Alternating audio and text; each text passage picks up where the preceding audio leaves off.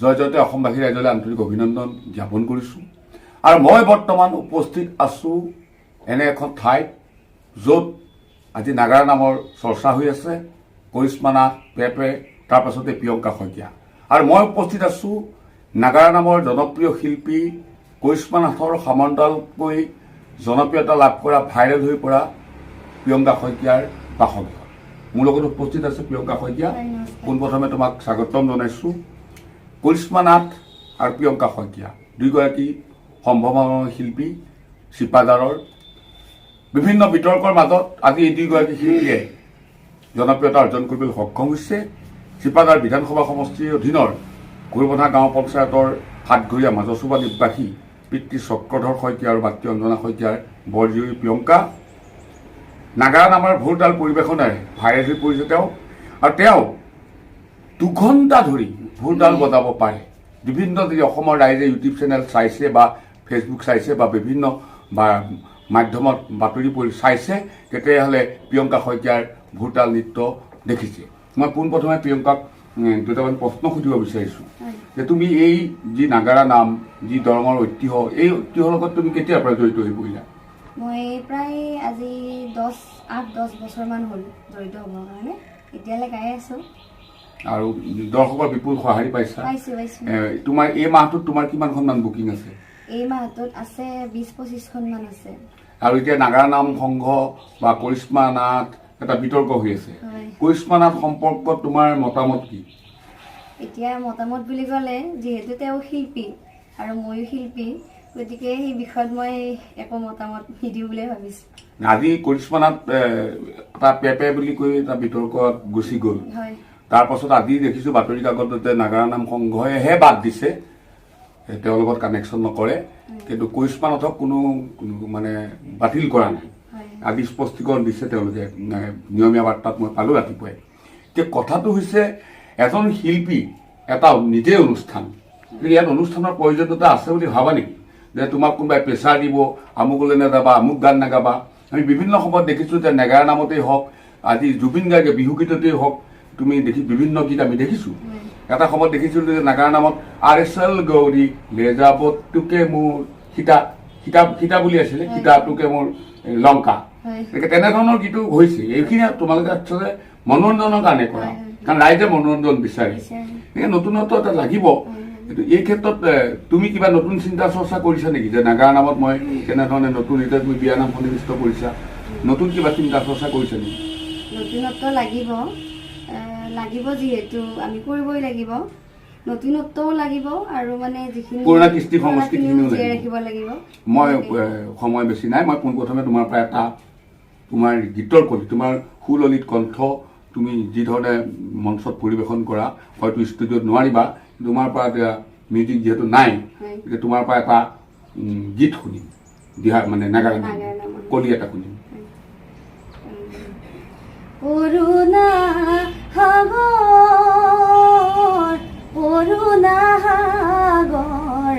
হৰি নাম ল'বলৈ নালাগে ভাগৰ,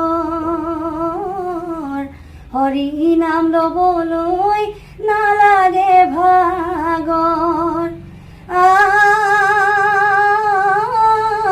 তোমাৰ চৰণ গোবিন্দে গোবিন্দে কৰোণা সাগৰ, ওয়াৰ হেৱাৰ গোবিন্দ গোবিন্দে গোবিন্দে কৰোণা সাগৰ। জানিয়া লৈলো শৰণ কৰোণা সাগৰ, কৰোণা সাগৰ হৰি নাম ল'বলৈ নালাগে ভাগৰ, হৰি নাম ল'বলৈ নালাগে ভাগৰ। এয়াই হৈছে আমাৰ অসমৰ প্ৰতিভা। অসমৰ চুকে কোণে গাঁৱে ভূঞে এনেধৰণৰ বহুত প্ৰতিভা লুকাই আছে। এপাহ এপাহ উঠি অহা ফুল, আমি ইয়াক যাতে কলিতে মৰহি যাবলৈ নিদিওঁ, নষ্ট হ'বলৈ নিদিওঁ, এয়াই মই অসমৰ ৰাইজৰ প্ৰতি মই অনুৰোধ জনাম। আৰু ইয়াৰ পাছত এওঁৰ এটা বিশেষত্ব আছে যে তেওঁ একেৰাহে 2 ঘণ্টা ধৰি ভোৰতাল বজাব পাৰে। মই অকণমান সময় দৰ্শকক এই তেওঁৰ ভোৰতাল নৃত্য, ভোৰতালৰ যিটো ঘোঁতাল বজায় সেই বজাৰৰ কাৰণে মই তাল যোগাৰ কৰি ৰাখিছোঁ অন্ততঃ তেওঁ আমাৰ দৰ্শকৰ বাবে অকণ সময় ঘোঁতাল বজাব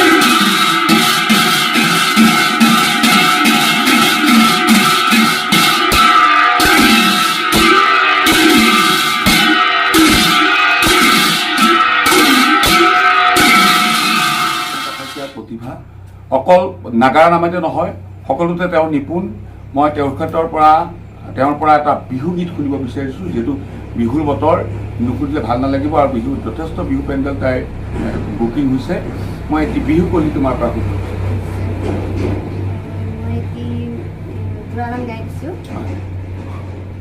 ধনহিৰি বাঢ়িলে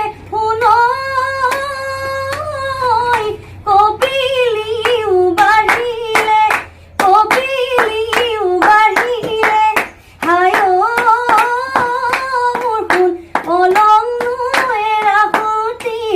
কলম এৰাহুতি হ'ল ইয়াই নিদিয়ে শুনৈ পিতায়ে মোক নিদিয়ে হায় মোৰ সোণ মনৰ আশা মনতে